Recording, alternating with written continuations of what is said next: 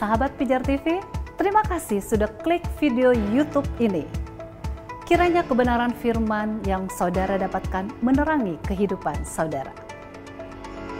Untuk mudah menyaksikan video-video lainnya dan mendapatkan update dengan cepat, klik subscribe. Jangan lupa, berkat Tuhan jangan disimpan sendiri. Klik tombol share di bawah dan bagikan video ini ke sebanyak-banyaknya orang yang saudara kenal. Salam terang bagi Indonesia.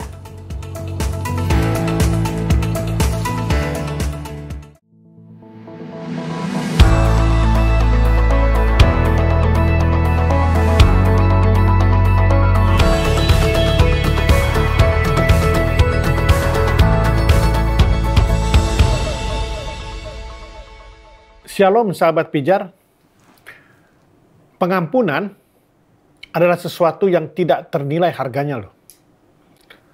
Karena pengampunan membebaskan dan menyembuhkan manusia dari segala macam perasaan yang merugikan.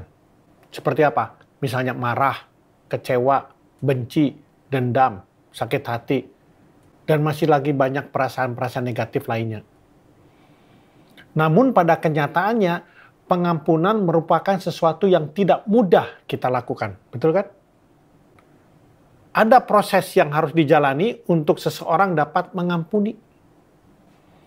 Jadi, kalau saya tanya apa arti pengampunan yang sesungguhnya? Mengampuni adalah tindakan saat ini yang menerima perbuatan orang lain yang menyakitkan kita pada masa lalu, dan tidak menariknya kembali ke masa kini untuk membuahi kebencian. Namun tetap mengasihi orang tersebut sama seperti ketika dia belum melakukan kesalahan kepada kita. Itulah definisi pengampunan. Tapi seberapa banyak kita melihat masih banyak orang yang memiliki pandangan yang salah tentang pengampunan. Nah, saya mau kasih tahu ya beberapa kesalahan orang tentang pengampunan. Nah, pandangan yang salah. Mereka mengatakan bahwa forgive is forget. Apakah saudara setuju? Apakah memang mengampuni adalah melupakan? Tidak. Mengampuni tidak berarti melupakan. Mengampuni adalah menerima orang lain berbuat jahat pada waktu yang lalu atau kapanpun, namun kita dapat menerima kesalahan tersebut. Jadi inti dari pengampunan adalah tindakan menerima. Kata menerima di sini dalam konteks bahwa kita dapat bersikap sama kepada orang yang berbuat salah kepada kita. Sama seperti sikap kita kepada dia sebelum dia melakukan kesalahan tersebut. Bahkan mungkin bersikap lebih mengasihi. Jadi pandangan bahwa forgive is forget ini sering mengaburkan arti dari pengampunan itu sendiri. Karena mengampuni sebenarnya terjadi ketika seseorang secara sadar menerima kesalahan orang lain yang dilakukan terhadap dirinya. Dia mengampuni bukan karena sudah lupa akan apa yang terjadi. Nggak mungkin dia lupa. Tetapi karena secara sadar memberikan respon yang positif terhadap kesalahan yang sudah dilakukan.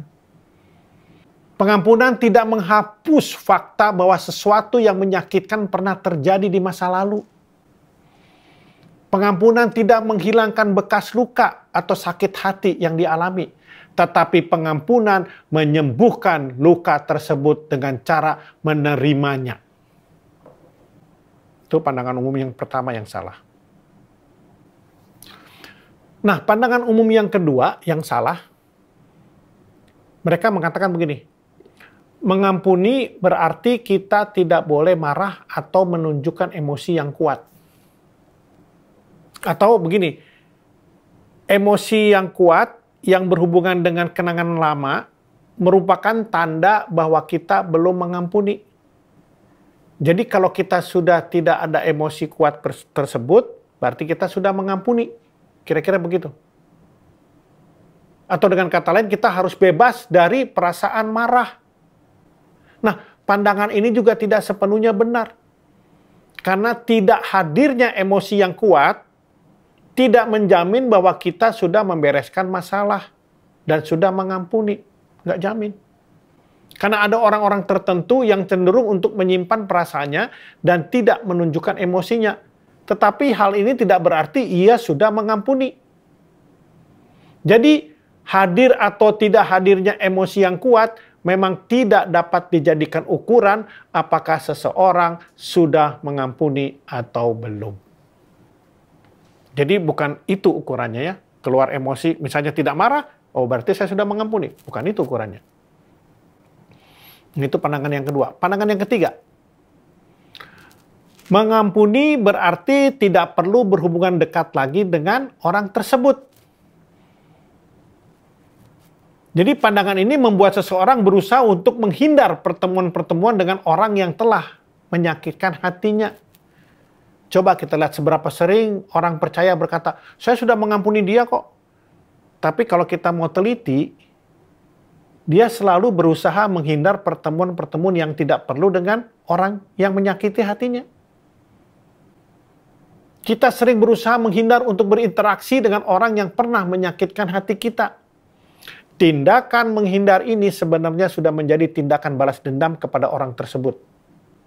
Ketika kita melakukan balas dendam, kita tanpa sadar kita telah menghakimi orang yang bersalah tersebut kepada kita. Padahal kita tahu penghakiman adalah haknya Tuhan dan bukan manusia. Mengampuni adalah tindakan kasih, yaitu tetap mengasihi orang tersebut seperti sebelum orang tersebut berbuat salah kepada kita. Jadi beberapa pandangan yang sudah saya sebutkan tadi, itu seringkali membuat seseorang mengalami masalah di dalam mengampuni. Jadi pengampunan tidak sama dengan melupakan, tidak sama dengan tidak marah, dan tidak sama dengan diam atau menghindari konflik. Saudara terkasih, kita adalah terang bagi Indonesia. Oleh karenanya, jaga terangmu. Tuhan Yesus memberkati.